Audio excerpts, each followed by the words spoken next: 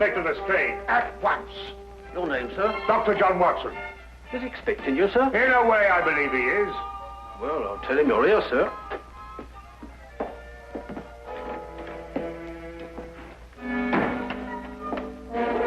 You can go in, sir. Ah, Dr. Watson, I didn't expect to have the pleasure of seeing you again so soon. Will you kindly read that? What is it? Read it. Oh. Yes, sir. Oh. I think it's disgraceful, sir. Absolutely disgraceful. What? Yes, and I'm glad you're here so that I can tell it to you personally. Why, you and I both know that it was Sherlock Holmes who solved the Cunningham case. If it wasn't for his brilliance and his persistency, the facts would never have been brought to light. And I think it's scandalous, sir, that the newspapers should have given me all the credit and said so very little about his magnificent achievement. What do you think, Doctor? I absolutely agree with you. I'm glad you're on my side, Doctor. Why, of course. I'm so glad you've taken it that way. What does Holmes think? Oh, he doesn't mind, you know. He doesn't care who gets the credit. Oh, dear old Holmes. Such a modest fellow. Yes, Well, look, you must give him my kind regards. Yes. And tell him that, although I know he doesn't think anything about it, I intend to get the newspapers to get the facts straight. Well, that's very good of you, Oh, Inspector. what's Holmes doing these days? Well, the last time I saw him, he was playing about with a lot of ink smudges and talking about the prints that fingers make. No. Good old Holmes. Always experimenting. Inspector Lestrade, sir. Yes, what is it? There's been a murder reported at the home of Lord Beryl. What, Lord Beryl of the Foreign Office? That's him, sir. I'll be right with you. Excuse me, Doctor. Yes, of course. Lord Beryl. This is going to be a tricky situation to handle, what with the Foreign Office and who knows what else. Yes. Can I be of any assistance? I don't think so, Doctor. Oh, perhaps as a medical man. Mind you, I don't know what to expect, but I think you would be of invaluable assistance. Say no more. Here's the address, sir. Your carriage is waiting outside. Oh, thank you very much. Perhaps you'd care to acquaint Sherlock Holmes with what has happened. Well, I don't know. I don't know myself what's happened. As you said, the people involved make this case rather delicate. Perhaps a little suggestion now and then might help facilitate matters. One never knows. Yes, you're so right. Take a message to Mr. Sherlock Holmes of 221 Baker Street. 221B. Yes, of course, 221B Baker Street. Tell him what has happened and drive him to Lord Beryl's residence. Yes, sir. And tell him Dr. John Watson is already there. The flat's the first floor up. Yes, sir. Very good, sir.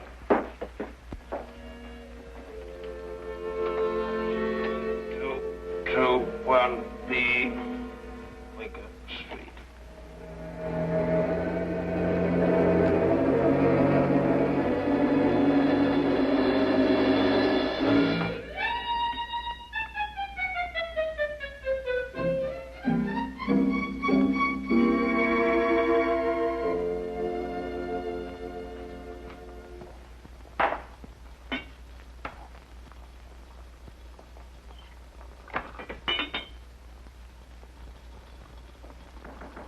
Come in.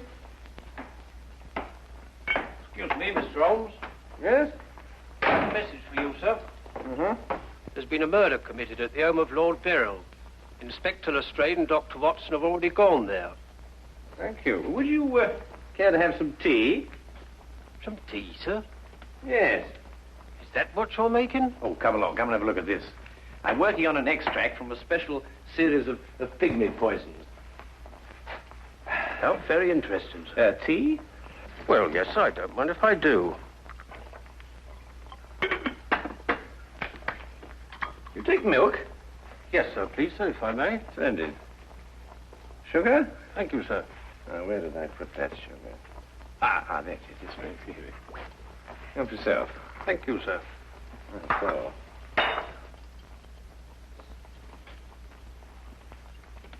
What's this you're doing here, sir? Well, I believe that certain poisons, if taken in the correct doses, can actually have beneficial rather than fatal effects. Now, that's very interesting, sir. Yes, it is, isn't it?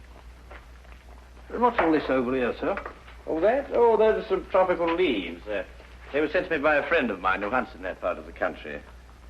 The essence, you see, passes through this tube, down here and across the table, and is condensed in that retort there.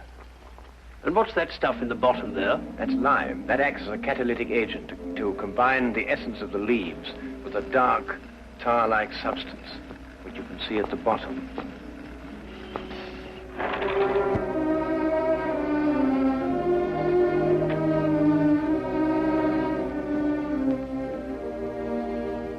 Inspector Lestrade, I demand to see my wife. You've kept me waiting half an hour, and now I should like an explanation. Of course, you're entitled to one, sir. You know that Karl Oberstein was murdered in your study. I was informed of that, and it is a tragedy, of course. But I still don't see that is... Lord Beryl, your wife has confessed to shooting him. What? That's why I couldn't allow you to see her. We were taking her statement. What does she say? Apart from the actual confession of murder, she refuses to say anything. You may go in now if you wish, Lord Beryl.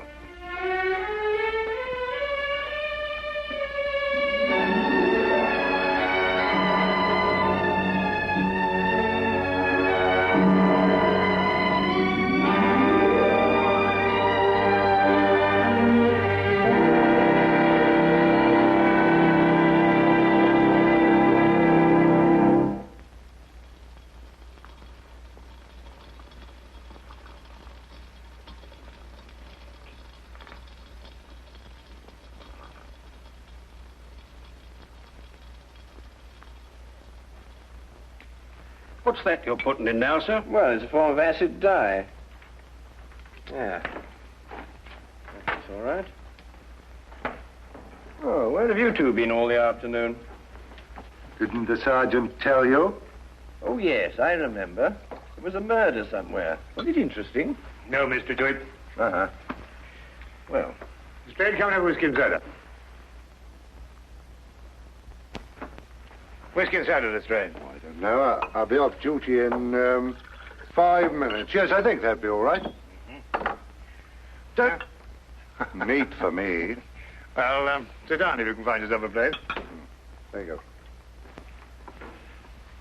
yes, well, I think we can leave that to boil for a little while now. Now, gentlemen, what's the problem? Who was murdered? A man named Karl Oberstein. Oberstein. Oberstein. Oh, yes, I remember. An Austrian chap. He was originally, but of course, for a number of years, he's been a freelance agent.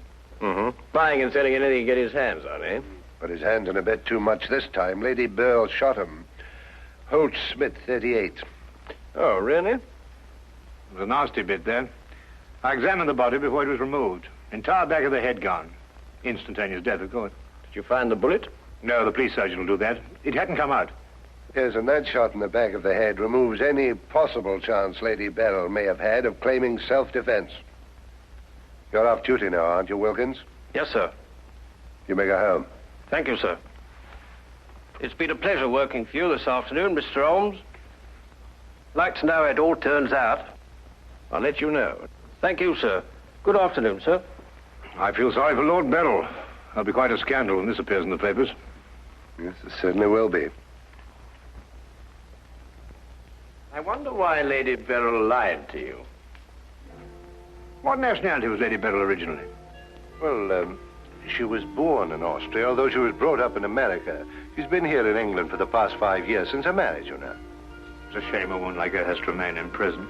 Still, she might decide to tell you...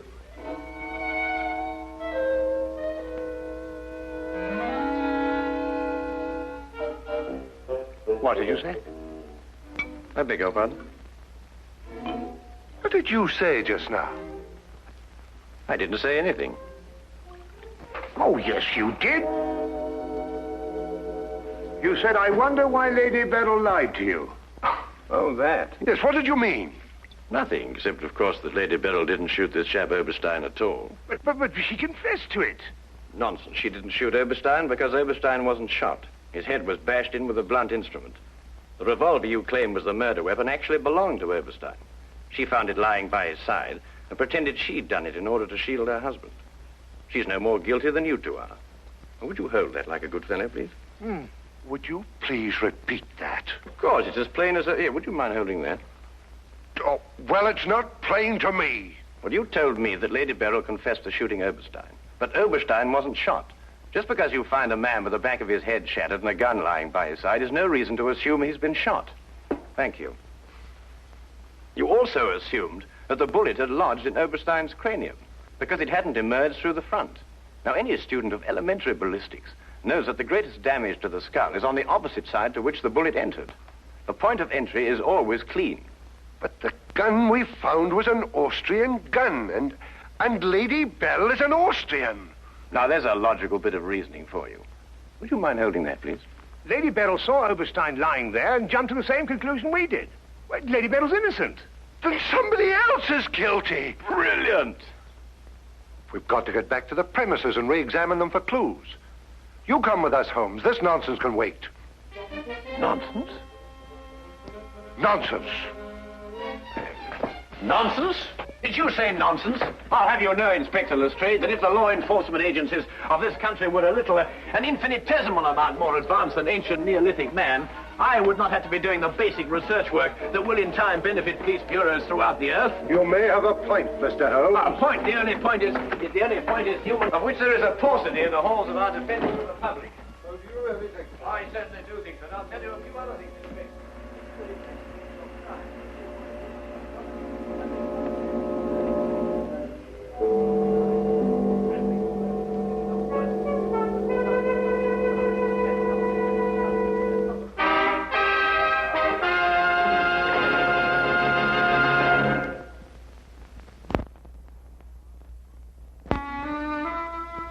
And now we return to the case of Lady Beryl. Yes, is to be dependent 90% on a good memory. Details, Lestrade, those are the things.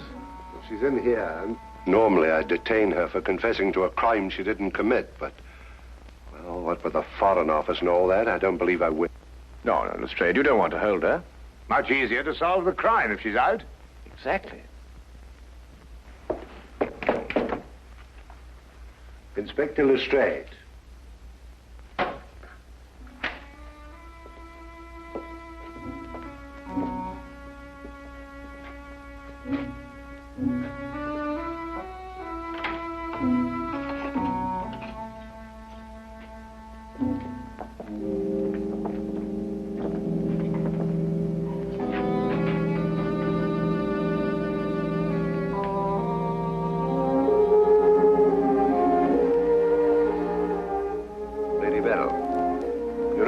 We're releasing you. So I understand. Do you know why? No. We've been able to prove that you didn't commit this murder you confessed to. I see. We would, however, like an explanation as to why you confessed to this crime.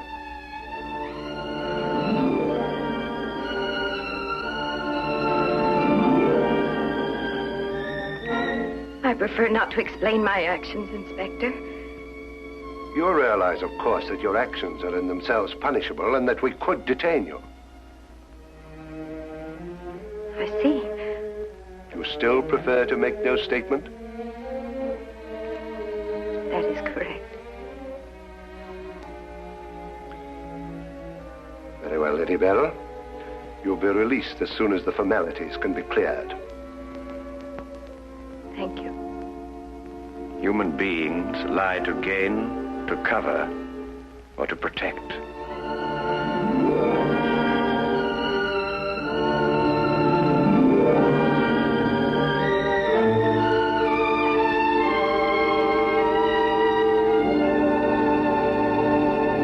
I don't know how to thank you, Mr. Holmes. Please consider me forever in your debt. Not at all. You're in the Foreign Office, aren't you, Lord Beryl? I am. Had you ever met Herr Oberstein before? I had. Exactly when? Last week. For the first time? And the last time. I see. I believe it was his habit to offer large sums of money to men in key positions for the information they may have had in their possession. I believe that was his habit, Mr. Holmes. Thank you. Oh, Lord Beryl, while your wife is on her way here, I wonder if I might look at the premises of the crime. Well, of course, of course. It happened in the study. With your permission. My house is yours, sir. Thank you.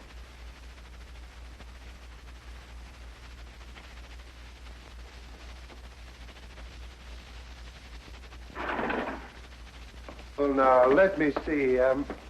Karl Oberstein was lying about there. Of course, it's been removed. Yes, of course. I see you cleaned everything up with your usual remarkable efficiency, Lestrade. Now, look here, Holmes. I didn't know there was going to be any mystery about this affair. Oberstein's head was here, Holmes, and his feet were there. Thank you, Watson.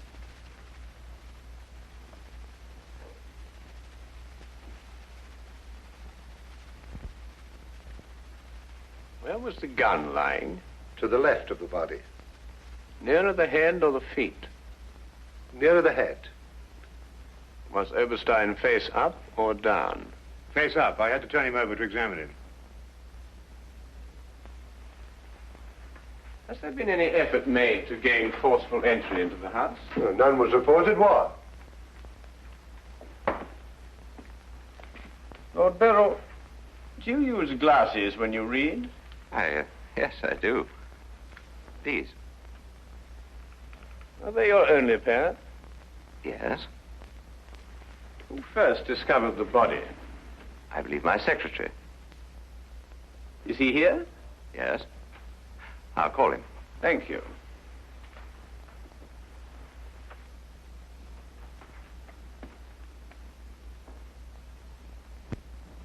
Lestrade, where was Lord Beryl at the time you estimated the crime was committed? He'd been at a meeting with high government officials all day. Oh, good. Why did you ask about the glasses, Holmes? It's because Lord Beryl wears glasses when he reads. But Lady Beryl confessed to a crime she didn't commit. What? This is my secretary, Mr. Ross. You've met Inspector Lestrade and Dr. Watson.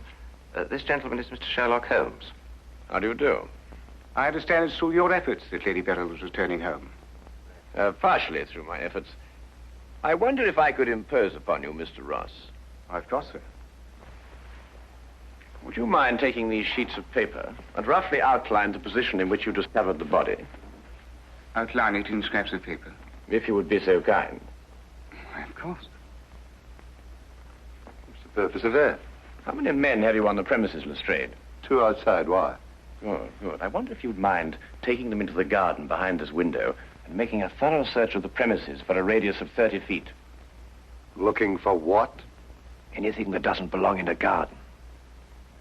Are you serious, Holmes? Completely.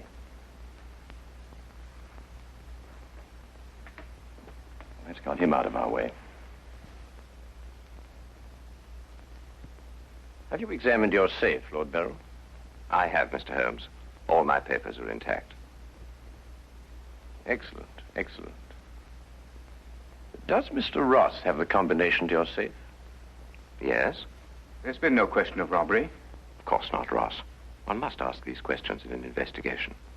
Of course. Good afternoon, Lady Beryl. Nina, my darling. How are you? I'm all right, George. Quite all right. You must rest. This experience must have been horrible for you. It's all right. It didn't last long enough to be too difficult. I don't know how, but Holmes has solved the entire thing. Has he really?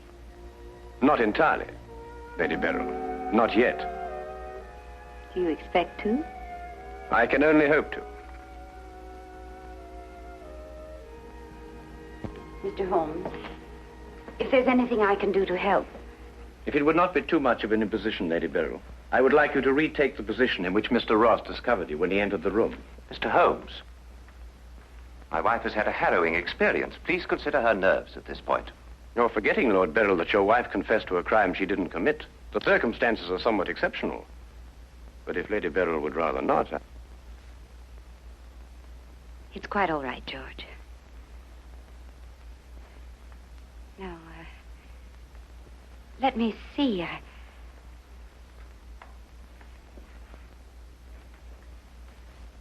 I was standing here. Exactly there? I believe so. Mr. Ross, are you quite certain that that is the position in which Lady Beryl was standing? Well, if you'll pardon my saying so, Lady Beryl, just for the sake of accuracy, you understand, I believe you were standing just a bit further to your left. A little to your left, Lady Beryl. Like that? Yes, I'd say right there. Good. Now, Lady Beryl had a revolver in her hand. Mr. Holmes. That is correct. In which hand? My right hand. Mr. Ross? That's right. Lady Beryl's right hand. Lord Beryl, do you happen to have a revolver in the house? Yes, I have. May I have it? I'm not going to ask my wife to... Yes, I am. If your wife has no objection. Of course she has objections. I have no objections, Mr. Holmes.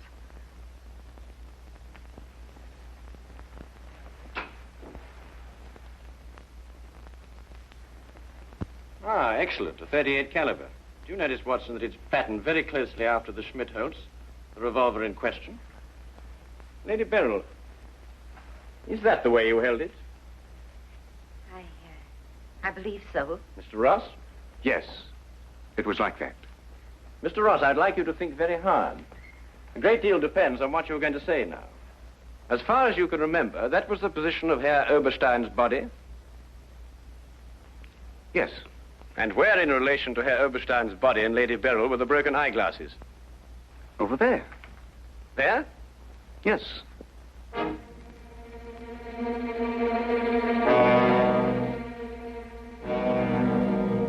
Watson, were there any glasses on the floor when you found the body? Absolutely not. You're positive? Positive. That's right. I didn't know what I was saying. There were no glasses on the floor at all. There weren't any glasses on the floor when you found Lady Beryl bending over the body. But there were when you sent Herr Oberstein crashing to the ground.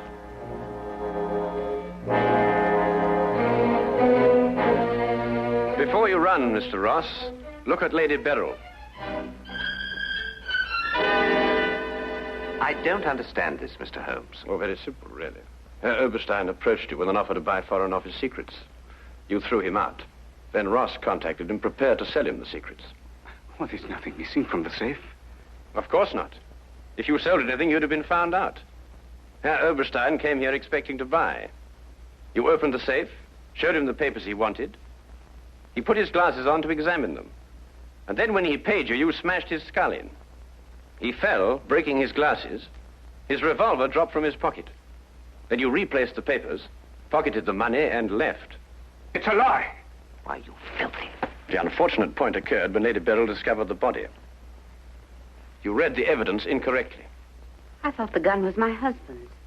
Similar, but not the same. And the glasses. A very common variety of frame. You gathered up the pieces, except a few fragments, and threw the frames away. Yes. Then you lied to protect your husband. Yes. Nina. Brilliant, Holmes. Absolutely brilliant. Thank you, Watson.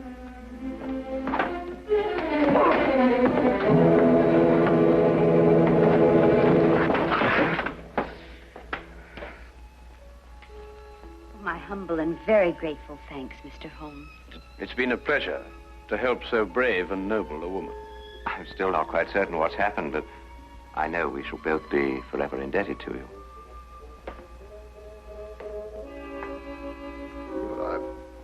Searched the whole garden, Holmes. Couldn't find anything but this old pair of glasses. They're broken at that.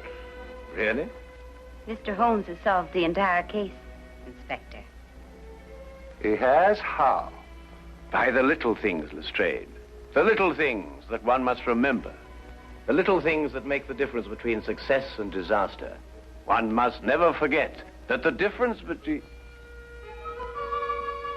Good heavens. Watson, What is it, Holmes?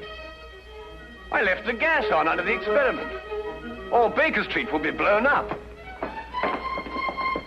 Holmes, I turned it off. No. Lestrade, hold that.